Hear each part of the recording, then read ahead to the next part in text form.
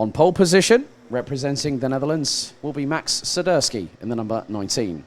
He has won all 3 races so far this weekend, and if he does the clean sweep, he basically has effectively classed himself as the de facto winner of the weekend and will lead the championship heading into the second round here at Karting Genk in early October. Mats van Rooyen in second position will be ahead.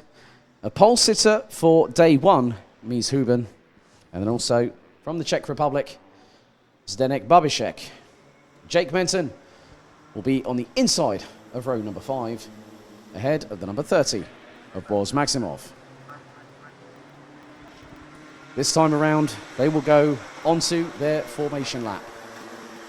13 minutes on the clock, set to start counting down after this formation lap has been completed.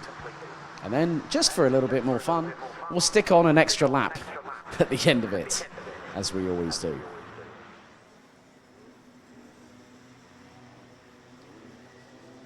So the top 3 making their way through into turn number 6.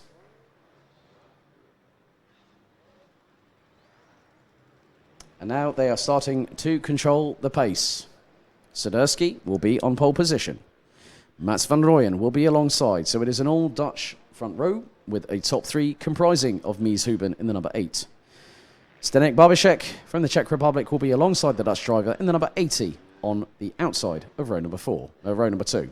Row 3 will see Jake Menton and Boris Maximov on the back row of the grid. Now, I have just seen that we might only have 5 drivers because Zdeněk Babíšek did show on the timer.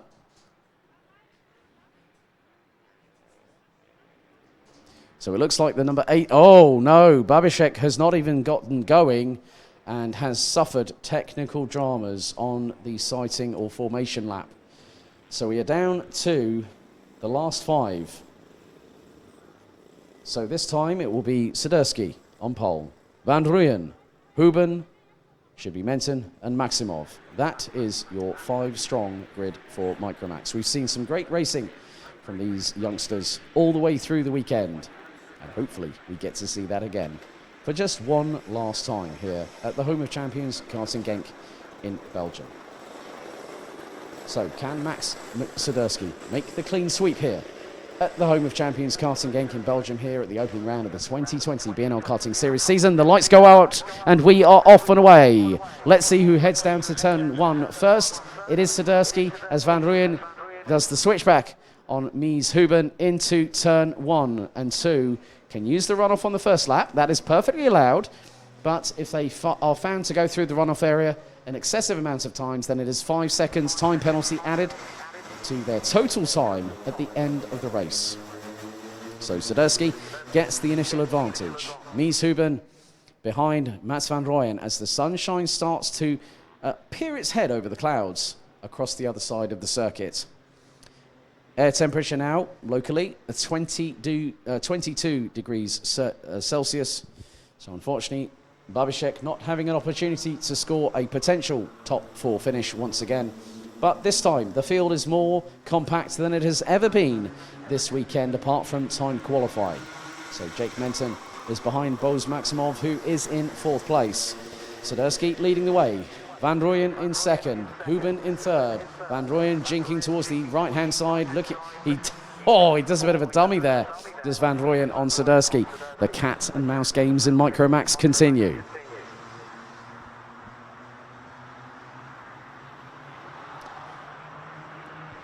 So after lap 1, the top 3 separated by just over 0.2 of a second as they go through turn 6. Down the back straightaway.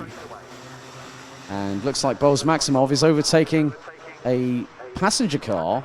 Looks like a Peugeot of some description, I think, possibly, judging by the side profile.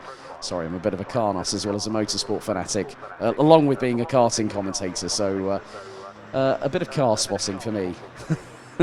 But Mats van Rooyen still is putting the feelers out on Max Swiderski. Swiderski, none the wiser, probably doesn't really want to entertain it as they come through into turn 12. So we will go on to lap number 2 of this last race of the Micromax category for the weekend. And I've noticed that there's Mies Huben up the inside of Mats van Rooyen into turn 2. Nicely done there by the GKS Lemons Power driver. Nicely done, using the slipstream to absolute perfection. Going through into turns 1 and 2, make the move stick. After you've cleared the apex and cleared your opponent. And now they will go down the back straight away. All 5 of them on the same straight. They now head into turn 7. Swiderski still leads for the moment and was about 1/10 of a second ahead of Mats van Rooyen, who's just been surpassed by a slingshot overtaking opportunity through into turn 2 on this particular lap by Mies Huben, also from the Netherlands. So it is an all-Dutch contingent, unfortunately, with our sole Czech Republic driver representative in the form of Zdeněk Babešek, who will now have to sit at the sidelines and watch rather than being out there with them on the circuit. As Mies Huben now goes alongside Max Swiderski up into turn 2. And this is a repeat of what we saw earlier, because Swiderski slingshots past Mies Huben after Huben has done exactly the same through turn 1. So in many respects, that is a very good racecraft habit to pick up. So in quite a lot of respects, there have been quite a few other things that these drivers want to concentrate on, and in many respects they are doing a fantastic job out there at the moment. Max Swiderski continues to lead the 4th and final race of this weekend. So nearly 4 minutes down, 9 to go, plus an additional lap.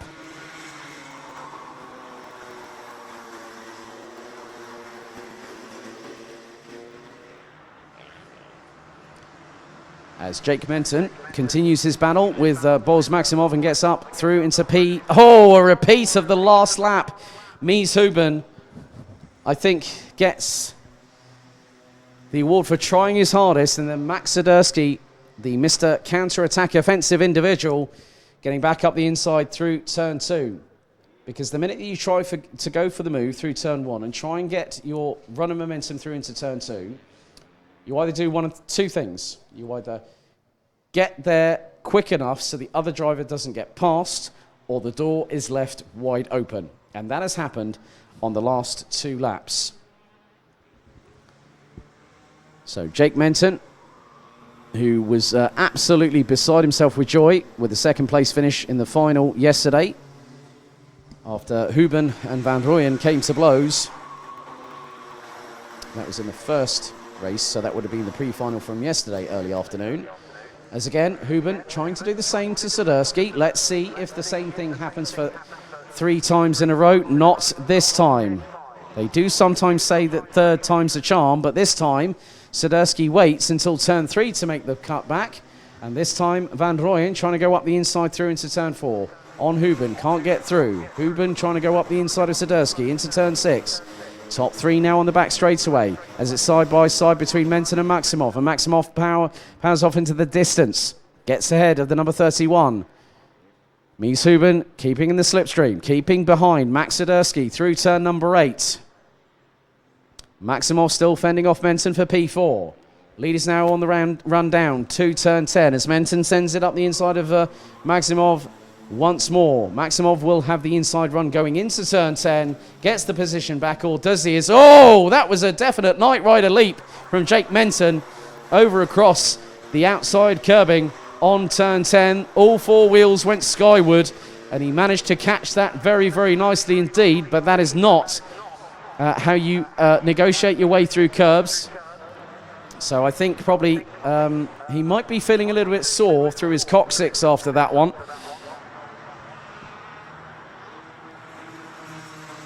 But the top 3 still pretty much in a stalemate. 6 minutes and 21 seconds remaining. Swiderski still leading. Huben in 2nd. Van Rooyen in 3rd. Menton and Maximov now going through turn 7 themselves. Menton still keeping ahead in 4th. Maximov now trying to find a way past the number 31. So we've got 3 Dutchmen at the front of the field and 2 behind, battling over the scraps on the table.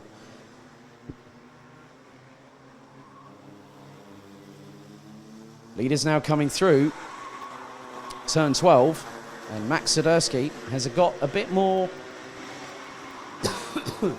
excuse me, bit more distance between himself and Mats van Rooyen. Now up to 4.5 tenths of the second is the gap between first and second.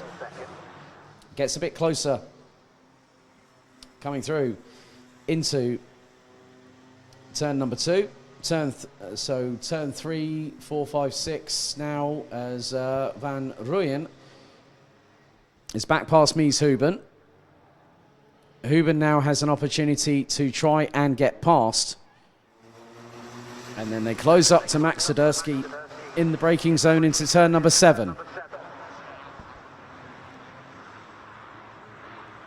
Leaders now come through turn 9 as the other two now make their way through into turn 9.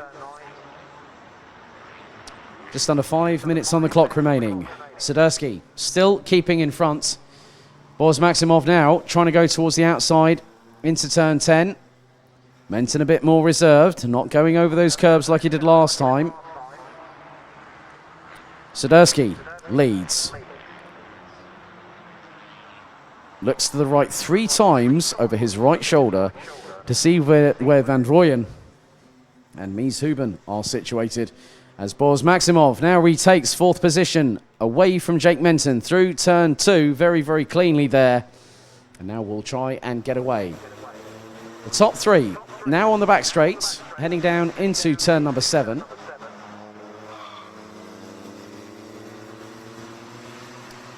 Van Rooyen looks a bit closer now to Swiderski.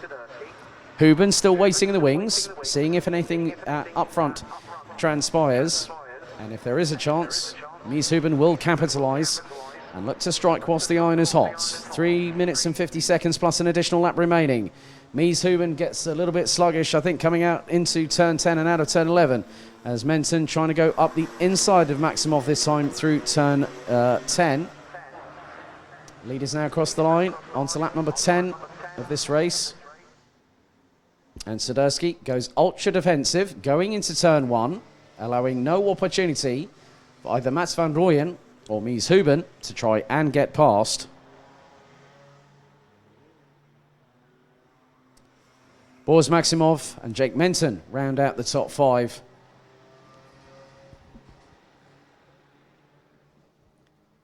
So we head into the last 180 seconds, plus an additional lap as the leaders now come through into turn 8.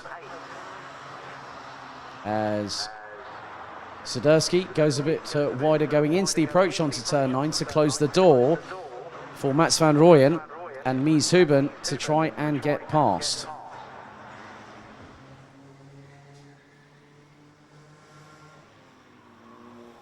Boris Maximov still fending off Jake Menton for 4th position as we head into the latter stages. Now into double figures, lap 10 completed. As now Mats van Rooyen comes out of the slipstream. Up the inside he goes on Max Swiderski.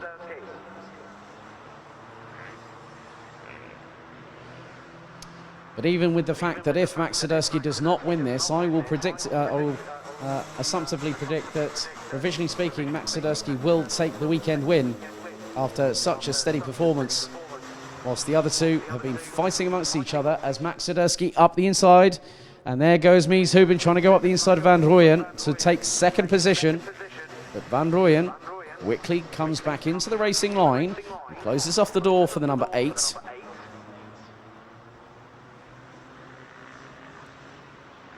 A minute and 45 on the clock, and Jake Menton looking up the inside once again of Boris Maximov, going into turn 9. Leaders now going through turn 12. The gap between Van Rooyen and Swiderski last time with the former in 2nd position was just under 9 tenths of a second. Gap now 3.5 tenths almost.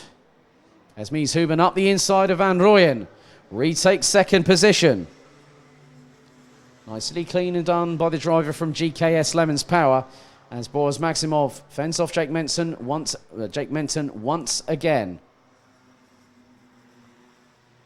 So we're having some great battles here. We'll have Minimax up next for their last final of the weekend.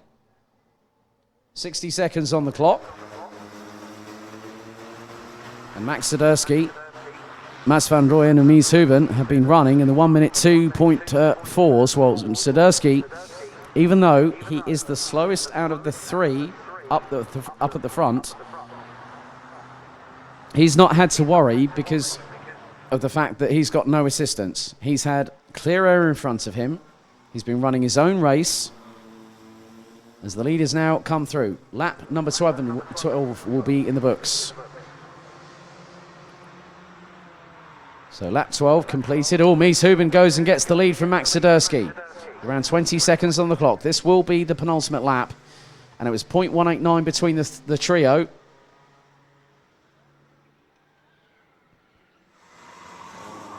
And Max Swiderski retakes the lead from Mies Huben, who goes up the inside.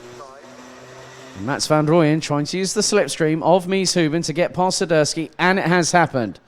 Swiderski, within a couple of corners, has gone from first to third position. So timer has expired on Micromax for this weekend. Next time up, it will be the final lap board. And again, the chess game is no longer a stalemate. Everyone is going to put their best pieces in the right place at the right time. And it won't be if, it will be when will that person make the maneuver. Here goes Max Swiderski up the inside of Mats van Rooyen. Into P2. Now we go on to the final lap. Mies Huben leading the way by just 0.178 of a second. Van Rooyen up the inside of Swiderski into turn 1. Swiderski can't get through on turn 2.